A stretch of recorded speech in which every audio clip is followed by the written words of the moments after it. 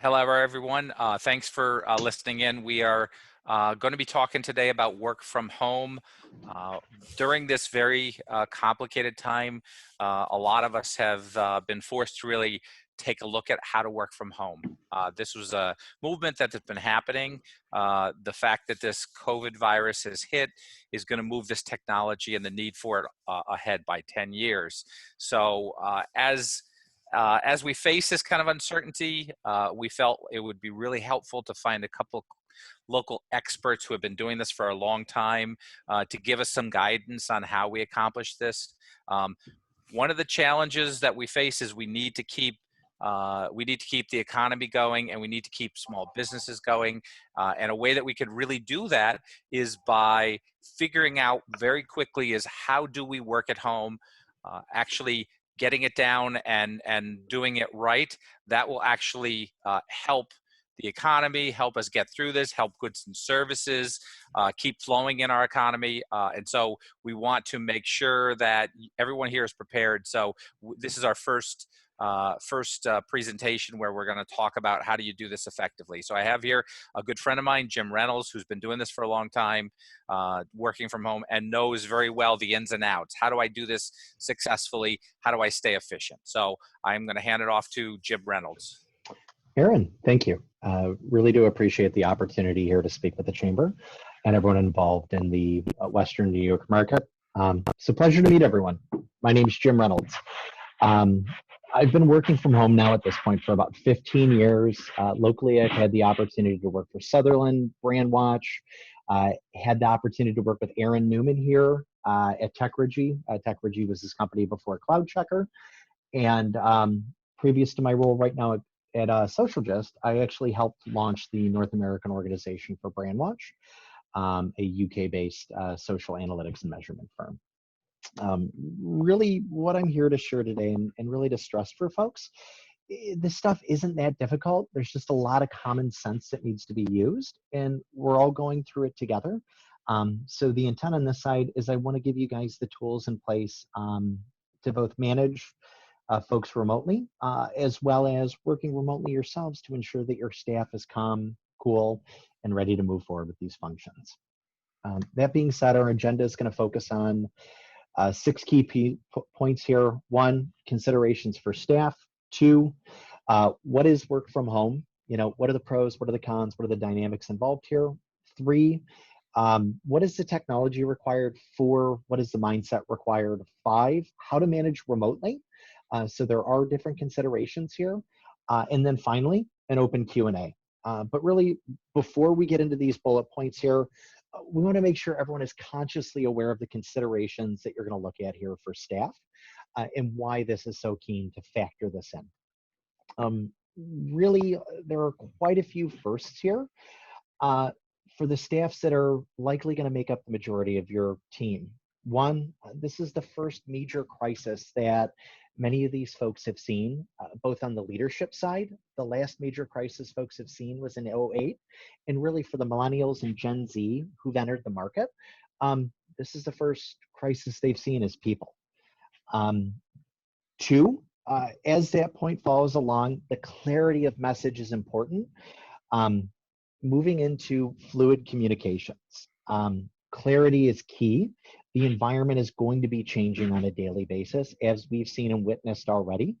And your environment that you create for these individuals, in all likelihood, is going to be the only normalcy they're going to see for a while. So understand how that needs to be treated.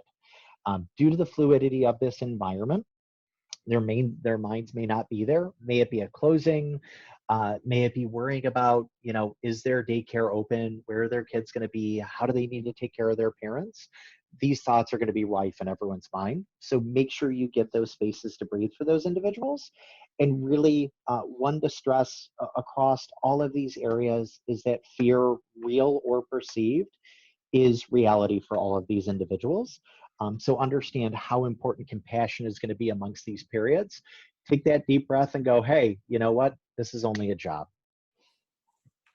Moving on to exactly what is work from home? What is this going to entail? So with this, really this has been something that's been around for quite some time. In the past, we used to know this as telework. Um, for office professionals, this allows them to take their work to anywhere in any location. Companies like IBM, Microsoft, and Basecamp have been leading the charge of these functions with staffs of hundreds of thousands, all the way down to a small business like Basecamp of driving work predominantly in a remote environment. Even though this is really being triggered by state, local, and federal mandates, there's a huge opportunity for businesses post this time period to embrace remote work. And I want to highlight a few of these key stats. Number one, 3.7 million Americans currently work from home. So it's not like, hey, this one person here or one person there. This is a generally accepted offering that exists there. Number one, employee retention increases by 50% for organizations that offer remote work. So when we talk about our global competitiveness here in Western New York or other areas throughout the US, this drives amazing retention. Two, employee stress drops by 82%. As we highlighted on the previous slide, you give them an environment where they can be comfortable, they're going to be more productive for you. And also there are financial benefits for both the employee and the employer. On the employee side, on average, they're saving about $4,000 annually. So when you think about gas, when you think about parking, when you think about meals, those costs drop. And obviously for the employer, great amount of savings here.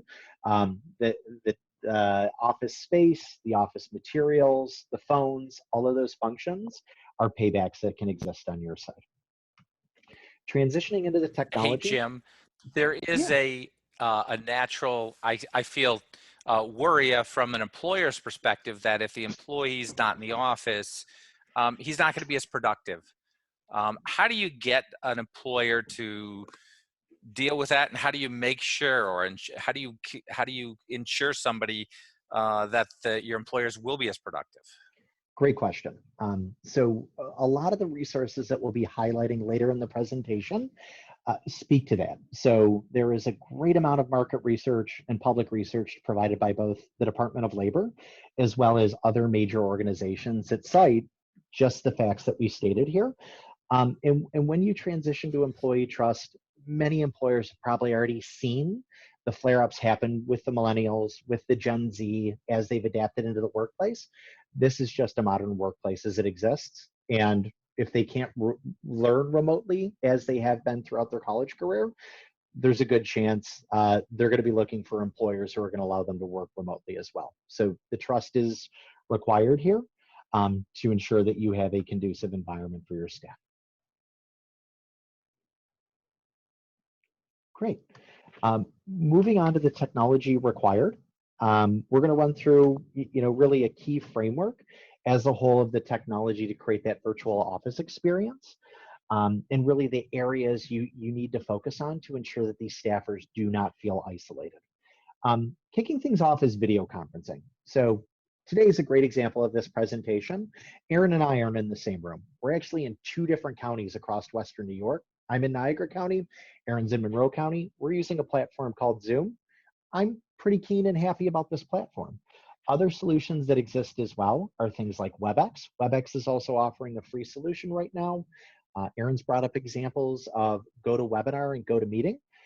Also, Google offers a great service that's directly integrated into their stack called Google Hangouts. And finally, there's a solution called Microsoft Teams that does a great job offering shared services. Chat services to create that open environment, the leaning over the desk, asking a peer a question. There are some pretty neat solutions out there as well. One of which is called Microsoft Teams, 2, Slack, 3, Skype, and 4, WhatsApp. This allows you to both have in-term engagements as well as smaller group engagements for quick peer-to-peer conversations. 3, cloud-based collaboration services. So though many organizations have moved into the cloud, if you haven't yet, some of the solutions that we highlight and obviously discuss to drive that collaborative function are things like Google's offering on the email front that covers the whole Doc suite, as well as Office 365. And then finally, as we talk about connectivity, most folks will at least have internet services on their phone or home-based internet. but that it is very much an important piece of this environment. Hey, Jim, how do you, I know a lot of people don't have internet access, or they don't have as robust internet access. Do you know, and I've heard Spectrum and the other company, the other local company, are offering a free. Do you know any of the details of that, or how do you deal with that? A great question, Aaron. As part of the resource slide that we've provided here, we've highlighted those available options. So yes, Charter, who's the parent company of Spectrum, is offering their Wi-Fi network for free, as is Comcast. So that's a broad and available network for free Wi-Fi. And for those that have children at home, they're offering their introductory tier of service as a free upgrade. I'm unsure of the timeline of how quickly they could install it, but that's an option. And obviously for the local-based provider, being Greenlight, I think I just read that Greenlight is offering free upgrades to their service to help meet the needs of the Rochester community. Right, right. What and going back to the other slide, I mean, what's the first step? Is it, let's say you don't have any remote employees, what's the first step? Is it signing up for a video service? Is it signing up for Slack? What do you think is the first step? Great question, Aaron. Later in the presentation, we go through kind of a kickoff series of steps of one, creating the business framework to move towards remote work, discussing employee types that are most ideal, i.e., if you're looking at administrative staff, if you're looking at sales staff, who are the right workers that can be remote day one, as opposed to someone who runs a print shop. You know, there's a good chance the folks who are running the printers, those aren't going to be the ideal people that can work remote day one. Thanks. Awesome. Moving on, as we've noted here, when we cite specific resources, we're also going to make those links available to you. So when you have a chance to download the presentation, this will also be made available, so you can click through and evaluate these companies on your own as well. Though we discussed technology being one major part of, you know, the process of being remote, the other piece is the mindset to ensure optimal productivity. So when we discuss mindset, honestly, this is the hardest part. We as humans want to drive interaction. We want to chat with each other. We want to see each other. We want to know that, you know, we're part of our organization, we're part of our tribe. So the biggest driver here is, how do we create this environment for individuals and really support them through this transition period? So number one is defining a workspace.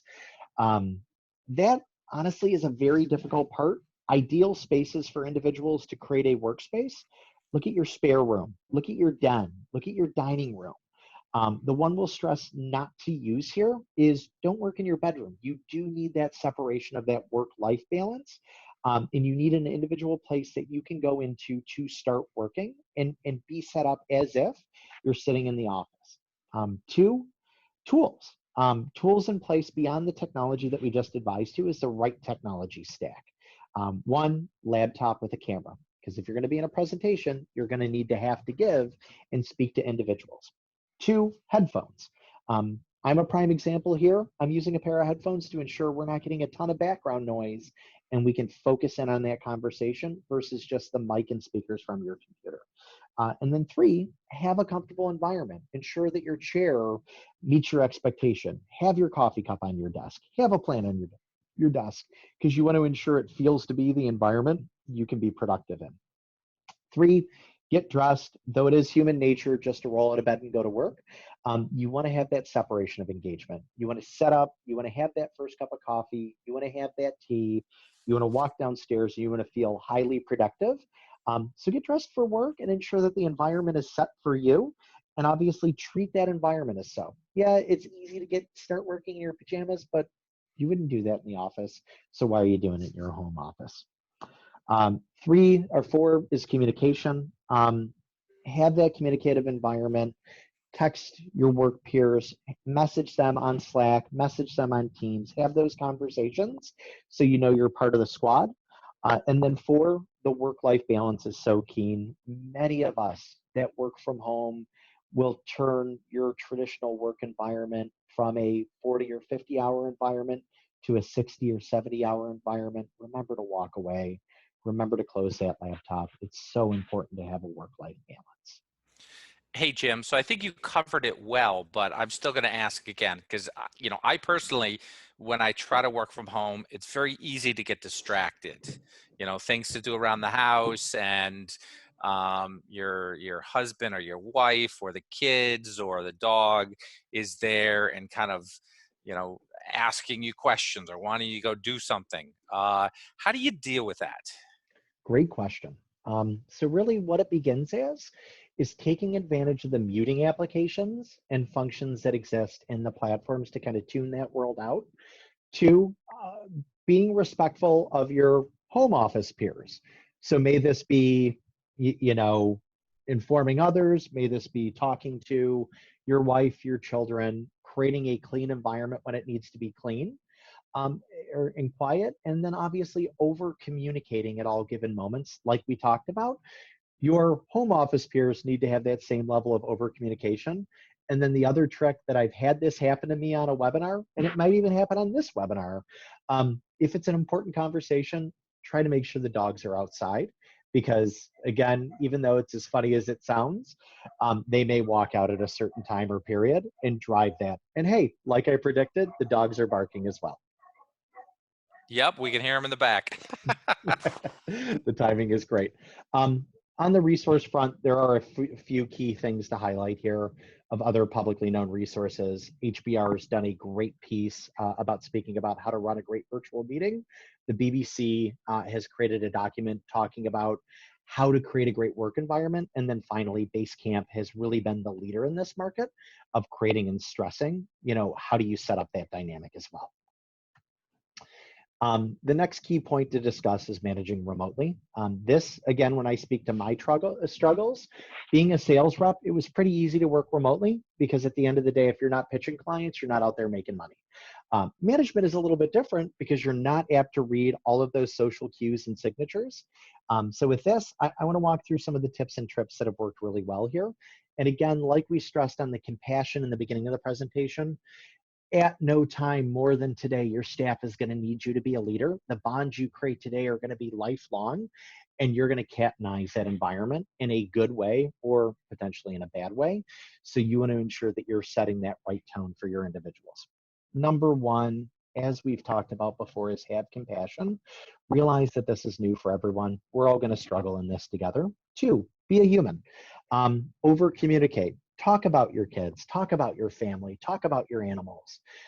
Those things that you normally wouldn't overshare in an office environment. When you're remote, it's just going to come out a little bit more because they're going to see you in your environment. They're going to see your background. So be sure to, share what your personal interests are and be relatable. Those bonding points for everyone make this environment so much easier. Two, and I cannot say this enough, over communicate. When you work in an office, you can see the audible and the nonverbal methods of communication. You'll see people slumped, you'll see people happy, you'll see people smiling. Understand that you're going to lose some of those approaches. So no matter when you communicate, you're going to have to over communicate. You've said something verbally, follow that up with an email, follow that up with a chat, just because people are different styles of communicators and they're going to learn in different ways. Three, understand the adaptability for staff members. So everyone, as we noted with over communication, is going to need to be, pampered in a slightly different way with communication methods. Understand your staffers' needs so you can look at that at a per person basis. For office times, this is a one that many folks are going to have a chance adapting to. You're going to want to set standard one-on-one times with video communications for your staffers, and then also have open office hours. So at any given moment, a staff member can peek in or pop in. Make it easy, make it simple, make it over communicative that you are available at any given time, and then closing out with leading by example. With the leading by example, you as a manager and a leader might have to manage up as well as manage down. Let them see you do it the right way, so they're just going to mimic what you do. Hey, Jim, just a question. So what do you think about using video chat where you can see people's expression and their face and such versus talking on the phone, just using video talk? I'm a huge fan of both. but understand at times as well, people may have social anxieties. So once they're comfortable and aptly speaking on the phone, I'm a huge, or on video, I'm a huge fan of it. But understand, like everything that we're talking about here is a level of adaptions. It's going to be a slow transition into video chat. Some are going to adapt very quickly, i.e., many of our Gen Z coworkers. But if you're dealing with a Gen Xer, they're likely not going to want to be on camera. So understand the adaption first. But yes, huge proponent of video chat first. Thanks. Awesome. And then finally, as we noted, how do we get started with this? So what I've outlaid here is a plan that works for me. Every organization is different. So lean on your organization. There's a good chance that your IT team, may in-house or out of the office, there's likely a chance they've wanted to do this for quite some time, because guess what? Those staffers are most apt to already work remotely. Your in-house financial teams, your in-house operations teams, they've been working remotely for a while and we may have never realized it. So lean on your teams first, and obviously consult with your HR teams internally to make sure this matches so you have a playbook that's going to be successful. With that, here are the areas that we start. So number one, choose your tech stack. Every organization is going to be different. If you're already a Microsoft shop, there's a good chance the adaptation of moving into Microsoft Teams as your core environment is going to be very easy. If you're using Google Stack, Hangouts may be the easiest way to start, and using a lot of those chat platforms creates a seamless transition, which drives adoption. Two, define a use case to functional technology. If you're going to have a meeting, use your Hangout tech or use your Zoom tech. If you need to chat, understand that chat solutions are where that's going to happen with Slack and with Teams. Map that so it's in a document so it seems very logical and transparent, so you know which technology matches which use case. Three, I cannot say this enough, just like the presentation we're going through today, show and illustrate the technology for the individuals. If you want people to use Hangouts, show them how to use a Hangout in a Hangout, even though it's super meta. You want to let them understand what that engagement is. Slack, Teams, all of those functions, you want to illustrate the technology so they understand how to do it. And then finally, adaption. I'm informing you of what works for my company. I'm informing you of what works for SaaS organizations. An insurance company is going to need to be slightly different, adapt to the needs of your organization. Any questions here? No, I think this is good, Jim. Great, thank you, Aaron. And then closing out, are there any other questions that we'd like to put that out there on the table for folks? Yeah, so Jim, I'm just going to ask one question.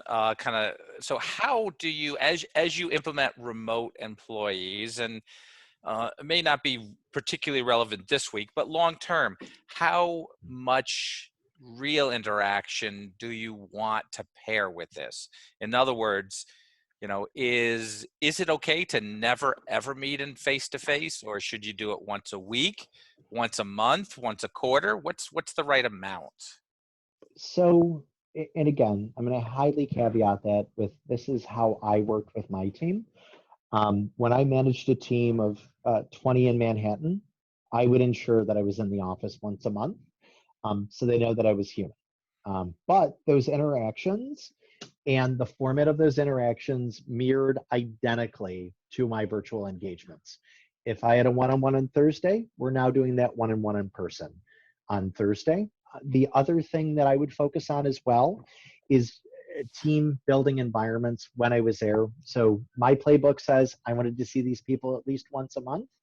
And then on a quarterly basis, whenever pushing forward major initiatives or major transitions for staff, you want to have those engagements in person. So you have those opportunities to build those cat-sized environments so they see you as both the human and the floating head during interactions.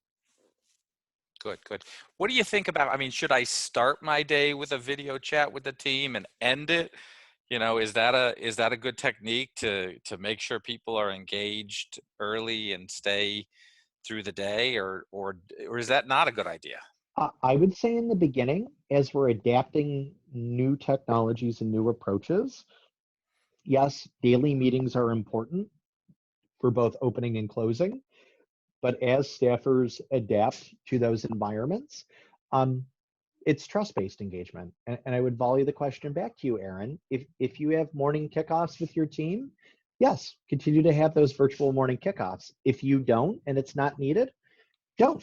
You know, these employees are just teleworking. Treat them the same way as they would be in the office. But yes, in the beginning, over communication's key. So for the first 2 weeks, yep, you might meet daily. For the 2 weeks after that, you know, we highly stress adapt to the needs of your environment. And if your staff wants to communicate once a week in a team-based engagement, communicate with them once a week in a team-based engagement. Okay. Okay. Well, this has been really, really helpful, Jim. I appreciate it. We're going to share this, both the presentation and the video. And I'm sure we could talk for hours and hours on this, but thanks, Jim, and really appreciate you sharing your wisdom. Thank you, Aaron. I appreciate it as well. And if anyone has any questions, please channel them through the chamber. And if you need to get in touch, here's my contact information. Thank you.